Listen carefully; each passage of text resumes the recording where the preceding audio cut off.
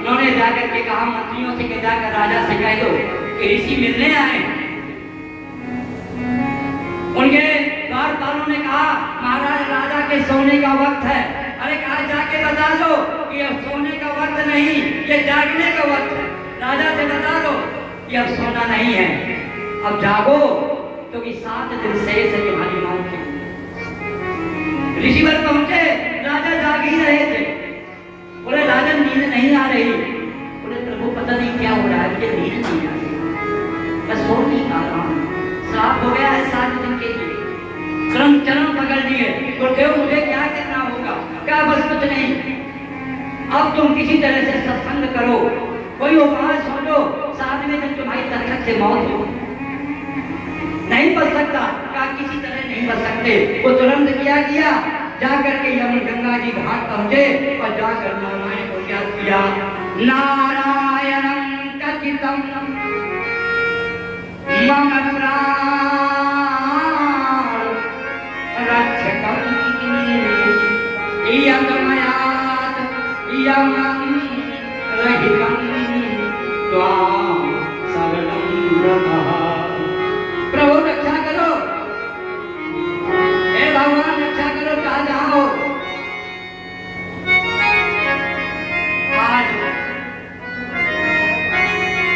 आज राजा परीक्षित भगवान को याद किया है। भगवान कहा है आज मैं नहीं आऊंगा। कहा क्यों? कहा गर्भ में आए थे मुझे बचाने के लिए, उत्तरा के गर्भ में था, याद है ना आपको, आपने मुझे बचाया था। आज तुम्हें काली नाम से बचाना होगा, आज तच्छ के ग्रंथ से बचाना होगा, आज मैं आपका भक्त हूँ, इसे जरूर बचाना होगा आपको। भगवान ने कहा बचाऊंगा लेकिन मैं नहीं आऊंगा। कहा क्यों? कहा क्यों नहीं आएंगे? कहा वो भक्ति का काम था, जन्म का काम था, तो मैंने जन्म तुम्हारा सफल किया, पर अब मुक्ति का काम भगवान शंकर का है, इसलिए मैं नहीं आऊंगा। मैं सुखदेव जी को भेज रहा हूँ, सुखदेव जी शंकर का अवतार है, आज मैं शंकर को भेज रहा हूँ क्योंकि मुक्ति का काम भगवान शंकर का है। और मैंने तुम्हारे जीवन को अच्छी तरह से संवार दिया था आज मुक्ति के लिए, और सुखदेव जी आए हैं। एक बात सुन लो, बड़े बड़े ज्ञानी बैठे थे वहां पर, ऋषि मुनि ध्यानी ज्ञानी पाराशर वशिष्ठ, बड़े बड़े ऋषि मुनि ध्यानी में ज्ञानी बैठे थे। राजा का एक ही प्रश्न था कि 7 दिन अगर रह जाए मरने के लिए तो जीव को क्या करना चाहिए। किम द्रष्टव्यम यत् सप्तदिवसं शेषा जीवनम, 7 दिन शेष रह जाए तो क्या करना चाहिए। एक ही प्रश्न था, कोई जवाब नहीं दे पाया। इतने में सुखदेव जी आए और एक ही शब्द कहा, स्मरणम प्रभु स्मरणम। कहा क्यों प्रभु का स्मरण करूं, बिना बैठे जवाब दे। कहा 7 दिन रह गए हैं, प्रभु का स्मरण करूं। तब तुरंत राजा खड़ा हो गया, तो उनके जो पुरखे बैठे थे पाराशर व्यास जी बैठे थे, उन्होंने कहा राजन एक बात बताओ। कहा क्या? कहा हम आए तो तुम उठे नहीं, और जब ये आया तो तुम क्यों उठे? क्या हम ब्रह्म ज्ञानी नहीं है?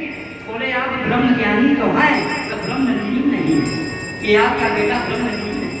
मुझे ब्रह्म ज्ञानी की जरूरत नहीं है, मुझे ब्रह्म लीन की जरूरत है। ब्रह्म ज्ञानी तो बहुत है, नारद जी ब्रह्म ज्ञानी है। अगर औरतों को देखते हैं तो कहते हैं क्या करा दो, तो बोलो क्या करते हो ऐसे ब्रह्म ज्ञानी होगा। मुझे ब्रह्म लीन की जरूरत है, मुझे ब्रह्म ज्ञानी की जरूरत नहीं है। मैं मानता हूँ आप ब्रह्म ज्ञानी है, पाराशर ब्रह्म ज्ञानी है, व्यास जी ब्रह्म ज्ञानी है, परशुराम ब्रह्म ज्ञानी, ये बामन ये ब्रह्म ज्ञानी है, तो मुझे ब्रह्म लीन की जरूरत है क्योंकि इस समय 7 दिन शेष बचे। अब मुझे डिस्प्ले की जरूरत नहीं है, मुझे प्रदर्शन की जरूरत नहीं है, मुझे क्लियर हो चाहिए, मुझे रियलिटी चाहिए, रियल चाहिए और वर्चुअल नहीं, क्योंकि 7 दिन शेष हैं, इसलिए ब्रह्म लीन नहीं है। इन्हें यही भान नहीं है स्त्री क्या है पुरुष क्या है, इन्हीं की जरूरत है मुझे। और इस प्रकार से राजा ने इस समय 7 प्रश्न किया, राजन मैं क्या करूं? क्या कुछ नहीं, मैं प्रवृत्ति मार्ग तुम्हें पहले सुनाऊंगा और फिर निवृत्ति मार्ग सुना दूंगा। 2 मार्ग है पूरी कथा में, प्रवृत्ति मार्ग और निवृत्ति मार्ग। पहले व्यास आदि सुनाऊंगा, काम क्रोध मगलोक की कथा सुनाऊंगा, बाद में ज्ञान वैराग्य की, बौद्धों की कथा सुना दूंगा भक्ति की। पहले प्रवृत्ति मार्ग, हो सकता है आपका मन न लगे, इसलिए प्रवृत्ति मार्ग में लगा दूंगा। और आप समय से आवे और